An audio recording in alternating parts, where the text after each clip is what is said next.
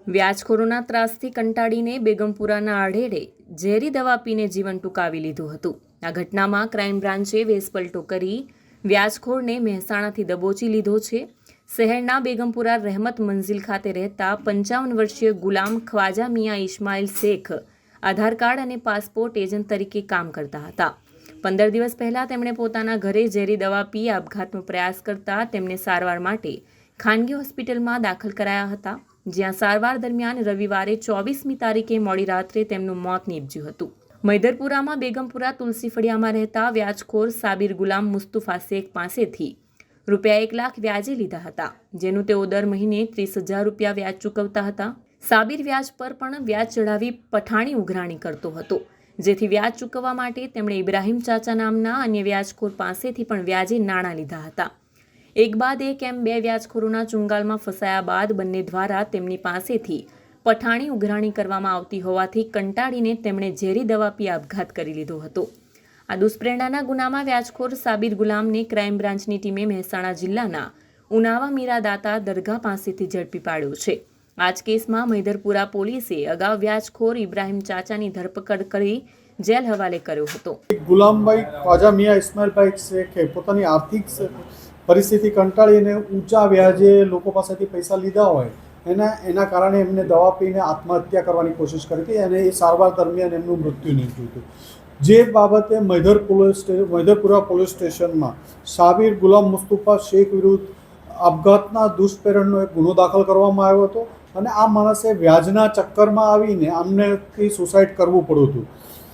જે અનુસંધાને સાબિર ગુલામ મુસ્તુફા શેખ વોન્ટેડ હતો અને એની તપાસ ચાલતી હતી. ગઈકાલે લેટ નાઇટના ક્રાઇમ બ્રાન્ચની ટીમે એને મહેસાણા મીરાદાતાર ઉનાવા મીરાદાતારની દરગાહ પાસેથી પકડી પાડ્યો છે અને એની પૂછપરછ દરમિયાન અન્ય 6 વાહનો 4 મોટરસાઇકલ અને 2 કાર કબજે લેવામાં આવી છે, જે અલગ અલગ લોકો પાસેથી પ્રાથમિક દ્રષ્ટિએ વ્યાજની સામે પૈસા જે ધિરાણ કર્યું એની સામે અવેજમાં રાખેલી હોય એવી ગાડીઓ હોવાનું ધ્યાનમાં આવ્યું છે.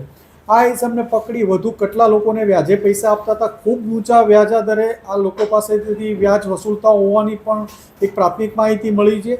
એટલે આના ચક્કરમાં કેટલા આના વ્યાજના ચક્કરમાં લોકો ફસાયેલા છે એની એક તપાસ ચાલે છે અને આ માણસે સુસાઇડ કર્યું છે તો એને કેટલા ટાઈમથી એની પાસેથી પૈસા લીધેલા હતા, કેટલું વ્યાજ ચૂકવી શક્યા છે એ બાબતે પણ તપાસ કરી રહ્યા છે.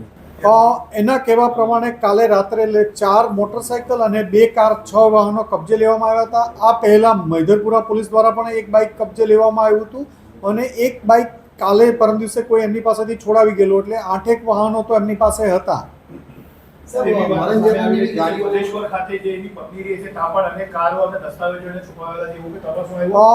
પોલીસે એમના ઘરે કાલે પણ સર્ચ કરેલું હતું પણ એમના ઘરેથી એવા કોઈ દસ્તાવેજો કે એવું મળી નથી આવ્યું. પણ હવે એને તપાસ રિમાન્ડ દરમિયાન અને એની પોલીસ કસ્ટડી દરમિયાન એની અલગ અલગ માહિતી કઢાવવા માટે પ્રયત્ન કરી રહ્યા છે.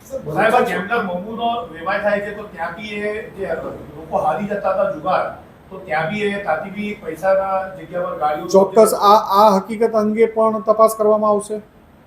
સર, ઘણા લોકો એના વ્યાજના ચક્કરમાં ફસાવેલો છે. એ ખરી વાત છે, કારણ કે એની પાસેથી 6 વાહનો તો એમને પોલીસની ત્યાંથી જ્યારે મીરા ઉનાદાતાની દરગાહથી પકડવામાં આવ્યું અને પ્રાથમિક પૂછપરછ દરમિયાન જ એને 6 થી 8 વાહનોની કબૂલાત કરી હતી. એમાં જે 6 વાહનો કાલ રાત્રે કબજે લેવામાં આવ્યા છે. સર, ભરતજનામાં બી 2 વાહનો જપ્ત કર્યા હતા. વાહનો અત્યારે કબજે કર્યા છે, એ કોના નામે છે એ વેરીફાઈ નથી કરેલું. આગળની તપાસ મૈદરપુરા પોલીસ કરી રહી છે, પણ એ બાબતે પણ વેરીફાઈ કરશું. પણ એક બીજી લોકોને અપીલ છે કે આના વ્યાજના ચક્કરમાં કોઈ પણ લોકો ફસાયેલા હોય તો પોલીસનો સંપર્ક કરજો, તો પોલીસ એની વિરુદ્ધ કાયદેસરની કાર્યવાહી કરી શકે.